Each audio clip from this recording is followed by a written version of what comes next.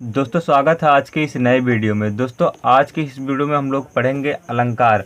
अलंकार में होता क्या है दोस्तों, ये जो अलंकार मैं आपको पढ़ाने जा रहा हूँ ये आपके परीक्षा में बार बार पूछे जाते हैं, ठीक है ना। क्योंकि ये जो ऐसे अलंकार है आपके पेपर में कहीं ना कहीं से इन चारों पांचों में से आ जाएगा। तो सबसे पहले हम समझते हैं अलंकार किसे कहते हैं। देखो, काव्य की शोभा बढ़ाने वाले तत्वों को अलंकार कहते हैं, ये हम सभी लोगों को अच्छे तरीके से मालूम है, ठीक है ना। और ये जो अलंकार की वीडियो है ये 9, 10, 11, 12 सभी के लिए मोस्ट इम्पॉर्टेंट होने वाला है। ये जो अलंकार है, अलंकार किसे कहते हैं? काव्य की शोभा बढ़ाने वाले तत्वों को अलंकार कहते हैं। लेकिन अलंकार दो प्रकार का होता है, पहला है अर्थालंकार, दूसरा है शब्दालंकार। तो यहाँ हम लोग सबसे पहले अर्था अलंकार पढ़ेंगे, ठीक है ना। तो अर्थालंकार से ही प्रश्न ज़्यादातर पूछे जाते हैं, ठीक है, क्योंकि ये साहित्यिक हिंदी, सामान्य हिंदी दोनों के लिए मान्य है। क्योंकि इसमें साहित्यिक हिंदी के लिए पूछता है और सामान्य हिंदी के लिए पूछता है।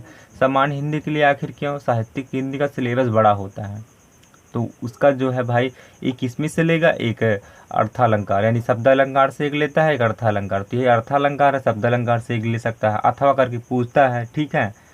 तो लेकिन वहीं अगर हम बात करें कि साहित्यिक हिंदी के लिए, तो साहित्यिक हिंदी के लिए क्या होता है कि उनका केवल सिर्फ और सिर्फ क्या पूछता है? अर्थालंकार से ही पूछता है, ठीक है ना। तो अर्थालंकार के लिए भी ज़्यादा बेस्ट होने वाली है। लेकिन इसको जो है पढ़ सकते हैं कौन?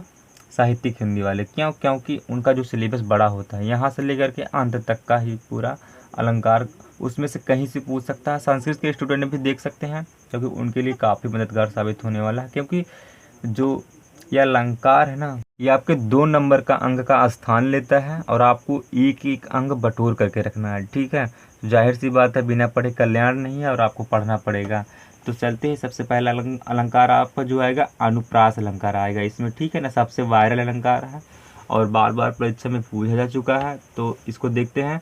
वह अलंकार जिसमें समान वर्णों की वह अलंकार जिसमें समान वर्णों की बार बार आवृत्ति हो अनुप्रास अलंकार कहलाता है। फिर से समझो प्रश्न को। वह अलंकार जिसमें समान वर्णों की आवृत्ति बार बार हो अनुप्रास अलंकार कहलाता है। मतलब क्या कह रहा है? अनुप्रास अलंकार में यही कह रहा है कि अगर ऐसा कोई मतलब है, काव्य में कोई दोहा हो गया, कुछ और भी हो सकता है, ठीक है ना।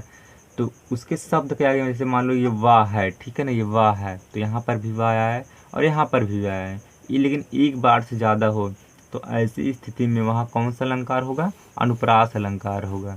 वही चीज़ यहाँ पर बताया जा रहा है। उदाहरण देखो, चारु चंद्र की चंचल किरणें खेल रही थी जलथल में, ठीक है ना। चावर की आवृत्ति यहाँ पे एक बार से ज़्यादा हुई है, अर्थात यहाँ अनुप्रास अलंकार है, ठीक है। उदाहरण देखते हैं हम लोग। पहला आपका उदाहरण था चारु चंद्र की चंचल किरणें खेल रही थी जलथल में, ठीक।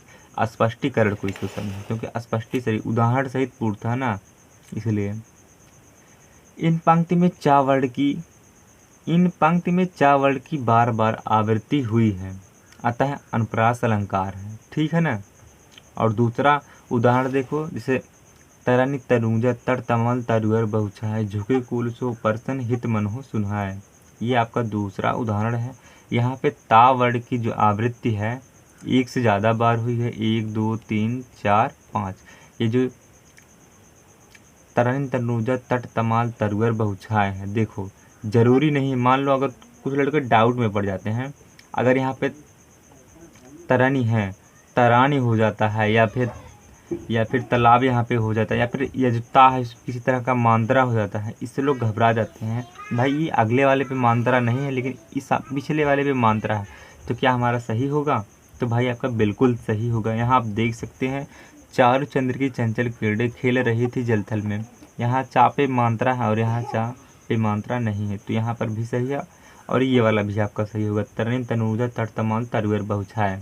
स्पष्टीकरण को देखते हैं। स्पष्टीकरण में है, यहाँ पर ता वर्ण की आवृत्ति बार बार हुई है, अतः यहाँ अनुप्रास अलंकार है, बस इतनी सी बात है। और दूसरा जो आपका है, दूसरा क्या है? यमक अलंकार। यमक अलंकार भी बहुत फेमस है, आपकी परीक्षा में बार बार पूछा जा सकता है। अनुप्रास तो सबको मालूम होता है, लेकिन यमक तक की कहानी खत्म हो जाती है, लोग भूल जाते हैं। यमक अलंकार का अर्थ है युग्म। युग्म का अर्थ होता है जोड़ना, ठीक है ना।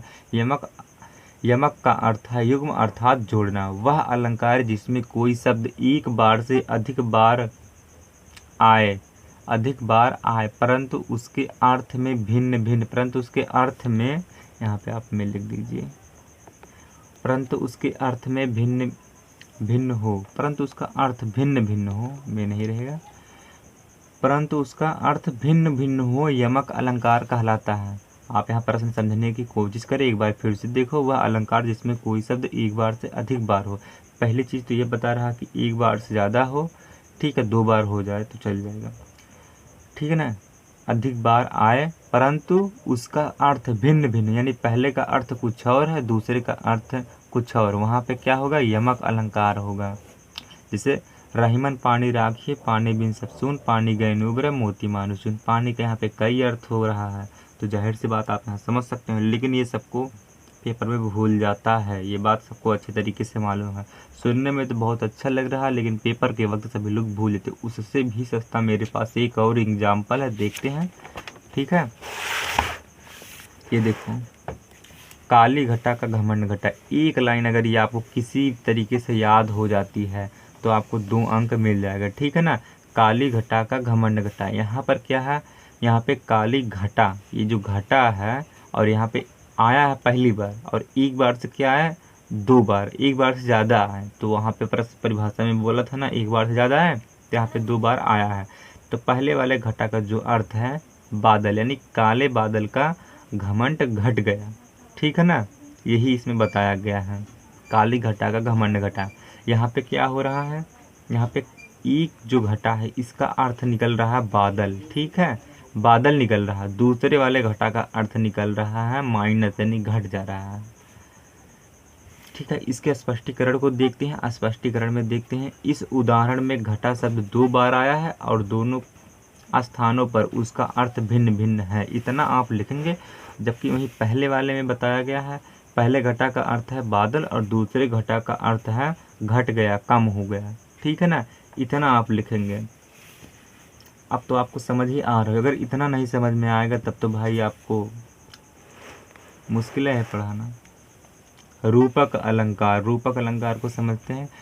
जहाँ उपमेय में उपमान का आभेद रूप से आरोप किया जाए रूपक अलंकार होता है। मतलब समझ रहे हो ना, जहाँ उपमेय में उपमान का आभेद रूप से आरोप किया जाए वहाँ रूपक अलंकार। ये परिभाषा केवल आपको याद करना है, आगे जो एग्जाम्पल मिलेगा आपको बड़े झट्टे समझ में आ जाएगा, ठीक है।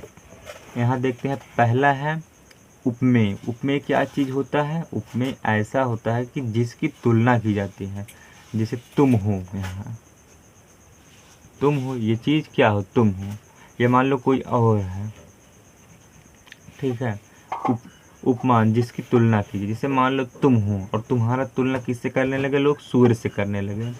तो सूर्य क्या होगा, मान लो ये सूर्य है और ये सूर्य क्या होगा, सूर्य उपमान हो जाएगा।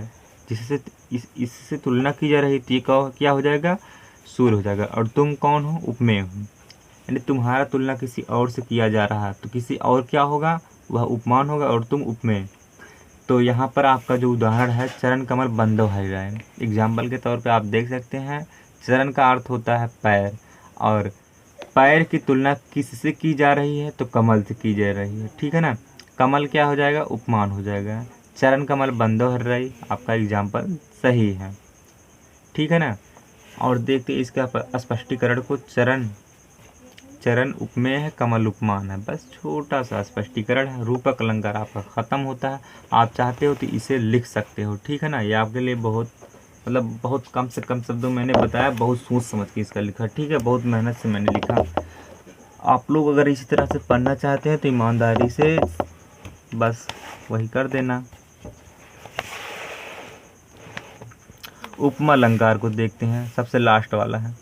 उपमा अलंकार क्या है, जब किन्हीं 2 वस्तुओं के गुण, आकृति, स्वभाव आदि में समानता दिखाई जाए, यानी समानता, ठीक है। पहली चीज़ तो समझ लो समानता, या 2 भिन्न भिन्न वस्तुओं की तुलना की जाए, वहाँ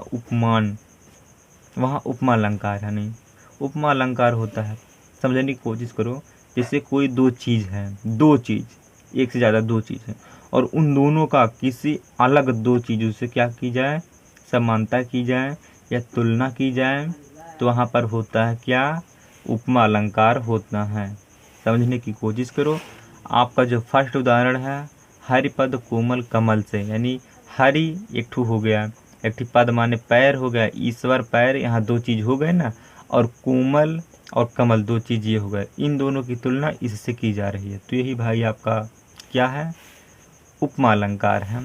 ठीक है, उदाहरण को देखते हैं, स्पष्टीकरण को देखते हैं। उदाहरण तो हो गया, स्पष्टीकरण। उपमेय, उपमेय, उपमेय में क्या है, हरिपद है, ठीक है ना। उपमान में क्या है, कमल है। वाचक शब्द में क्या है, से है। और साधारण धर्म क्या है, कोमल। ठीक है, ये आपको याद रखना है।